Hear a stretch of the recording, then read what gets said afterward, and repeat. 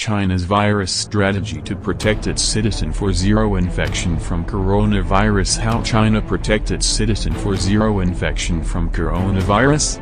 World must learn from its strategy and follow to protect human civilization for further infection and death.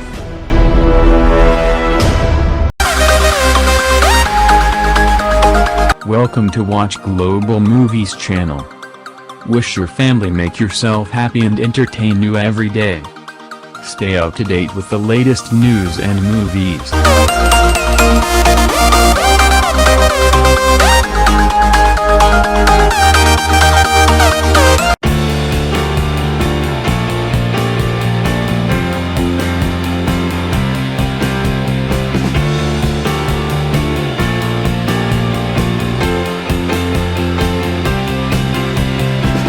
The head of the World Health Organization believes China's battle with the coronavirus offers a beacon of hope, but others question whether Beijing's strategy can be followed by other countries, particularly Western democracies.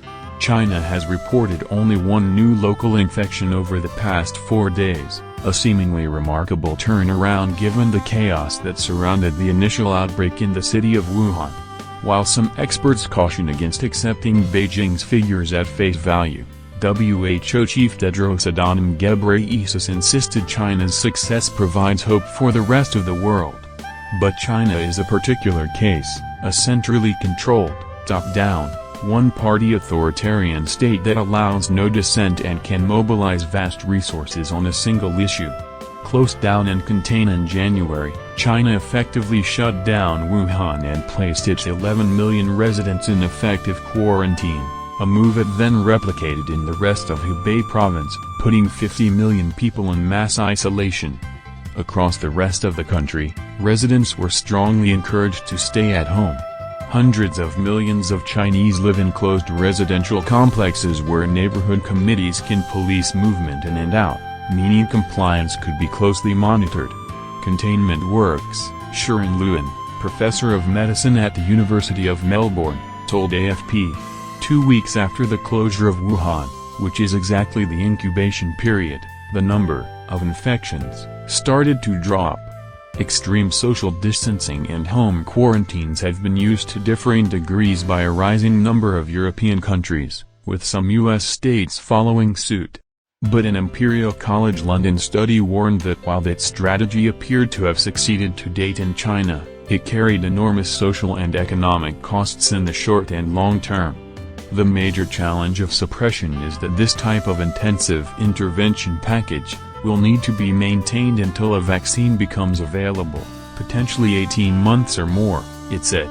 If the intervention is relaxed, transmission rates will quickly rebound, it added.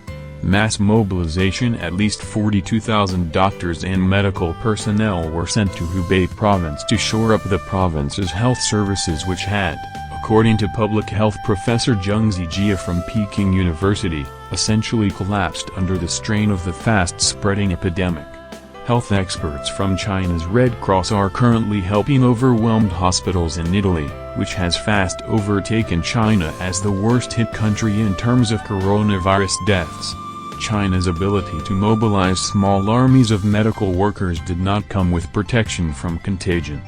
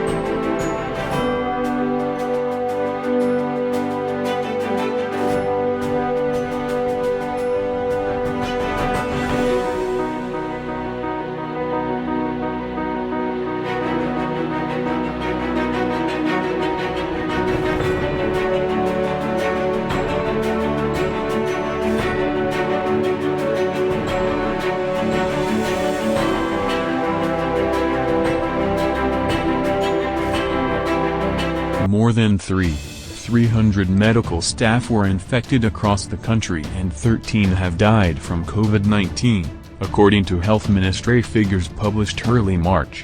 Government efforts in China were backed by an arsenal of propaganda, with messages repeated incessantly in the media and large street banners calling on citizens to be hygienic and stay home. In an extraordinary effort, trumpeted by state media, 2 new hospitals with a total capacity of 2,300 beds were built in Wuhan within 10 days. Masks and checks in cities. It quickly became necessary to wear a mask as apartment blocks, businesses and even parks barred entry without one. Widespread mask use may have helped slow the spread of the disease, particularly when there are so many asymptomatic virus carriers, Zheng said. During the crisis, China produced up to 1.6 million N95 respirator masks per day, according to the official Xinhua news agency. These are considered the most effective protection, but need to fit correctly and be changed often.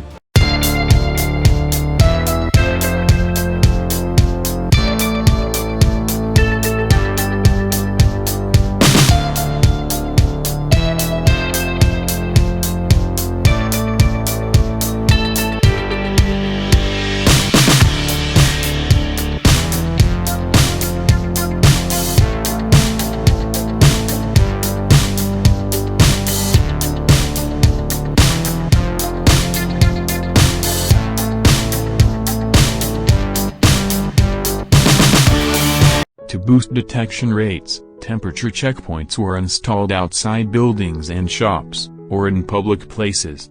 If it's higher than 37.3 degrees Celsius, you are put in isolation, one guard at the entrance to a park in Beijing told AFP.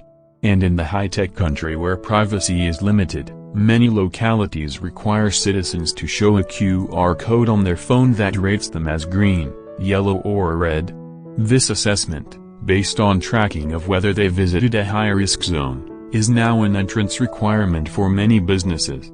Government announcements have made clear that the coding system will remain in use in some form even after the pandemic subsides.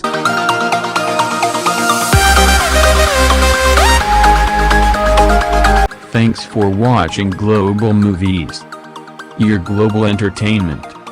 If you like it, please subscribe our channel for latest news and movies.